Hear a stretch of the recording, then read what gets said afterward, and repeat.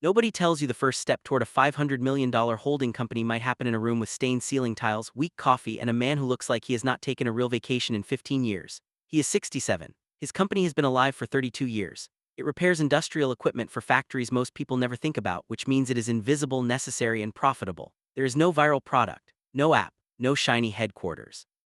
Just trucks, technicians, invoices, spare parts, and customers who call when something breaks and money is on the line. Across the table from him is you, 32 years old, $140,000 saved, no rich parent, no private equity fund, no famous last name. You have a spreadsheet, a lender who might call you back, and the dangerous belief that buying a boring business can be a better path than starting a glamorous one from zero. The owner slides a folder across the table. Inside is a company he wants $4.2 million for. You do not have $4.2 million, you have $140,000. But that is the strange door this world opens. In entrepreneurship through acquisition, the game is not having all the money. The game is finding a real business, proving its cash flow, structuring the deal, and convincing other people that the company can survive with you in the owner's chair. At first, you are not a buyer, you are a searcher. You spend nights building lists of companies nobody brags about: HVAC contractors, commercial laundry, pest control routes, specialty manufacturers, plumbing company, industrial service businesses, boring businesses with boring websites and owners who still answer the phone themselves. You call brokers, you send letters, you search county records, you drive 3 hours for meetings that end with, "I'm not actually ready to sell." This is where most people quit because searching looks like doing nothing.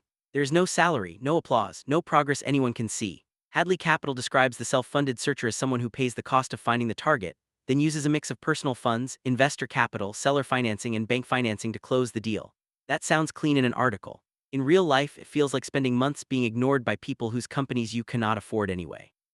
You learn the language: seller discretionary earnings, add backs, customer concentration, working capital, debt service coverage, quality of earnings. At first the words sound technical, then you understand they are all asking the same question: is this business actually as good as the seller says it is?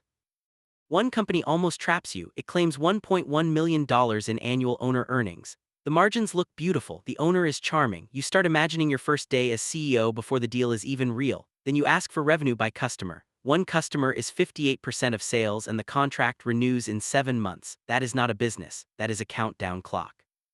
If one buyer leaves, the company collapses, the bank panics, and you inherit a mess with your name on the loan.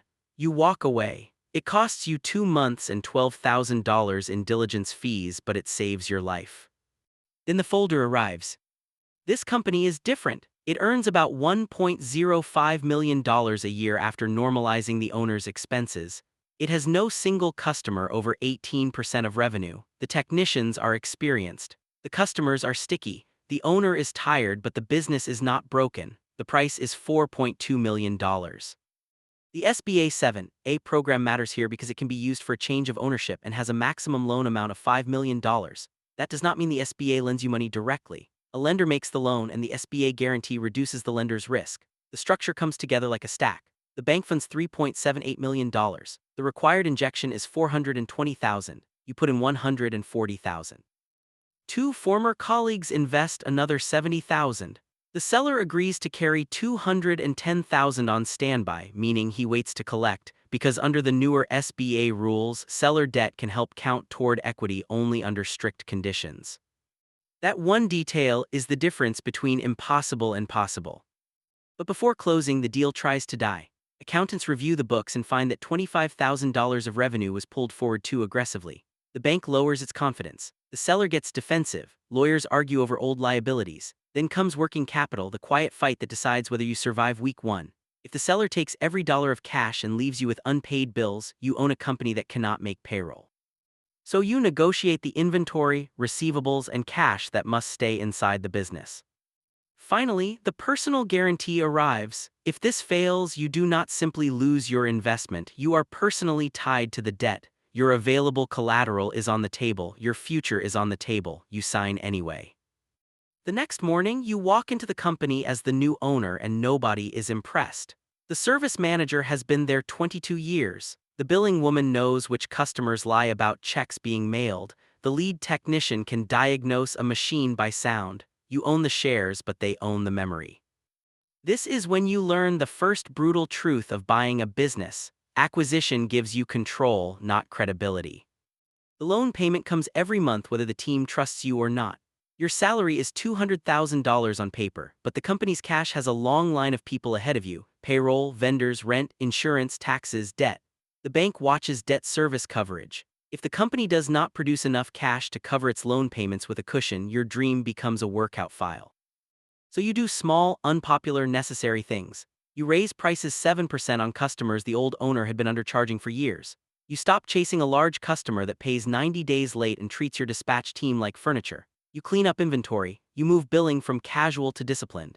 You sit with the service manager at a diner and ask him what he would fix if the company were his. He gives you 5 answers, you implement 4. That is when the room changes, not because you gave a speech, because you listened to the people who knew where the bodies were buried.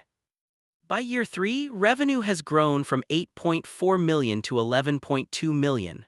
Earnings have risen from 1.05 million to 1.6 million. The original debt is down. After debt service, taxes, and reinvestment, you are taking home about $650,000 a year. Most people would stop here. One boring business has already made you rich by normal standards.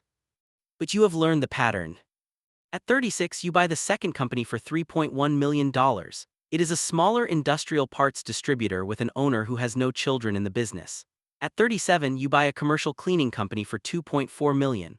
At 38, an HVAC service company for $5 million, right at the upper edge of what your SBA lender will entertain. Now you stop being just an operator and become an acquirer. The holding company starts as a simple legal structure, then it becomes a real machine: shared accounting, shared insurance, shared recruiting, better software, centralized purchasing, cleaner financial reporting. Each business keeps its local name because the name matters to customers, but the back office begins to professionalize. This is where multiple arbitrage enters the story. A simple model explains the basic logic of a roll-up. Small companies often trade at lower EBITDA multiples, while larger combined platforms can command higher ones because scale is more valuable to buyers. You buy small companies at 3 or 4 times earnings. If you build a larger, cleaner, better managed group, the combined profit may be valued at 7, 8, or 9 times earnings. You are not magically creating profit out of thin air. You are moving the same profit into a structure the market values more highly. But leverage is still leverage. One acquisition almost breaks you. A roofing company you buy for $4.6 million loses its operations manager 6 weeks after closing. The founder had been quietly solving every impossible problem himself, and now he is gone. Jobs are mispriced, crews are late, customers are angry. The business misses plan for 3 straight months. You find the dispatcher who actually understands the company. She knows the crews, the customers, the routes, the real schedule, the lies people tell, and the jobs that should never have been accepted. You promote her to general manager and raise her pay before anyone else realizes she is the asset. The company survives because you finally understand that small businesses are not spreadsheets, they are human systems. By 42, you own 10 companies. Combined revenue is $140 million. EBITDA is $17 million. A banker tells you the platform could sell for $130 million, maybe more if a strategic buyer gets aggressive. For a week, you do the math every night. You could sell, pay everyone, take chips off the table, and never worry about payroll again. Then you learn the next tool: dividend recapitalization.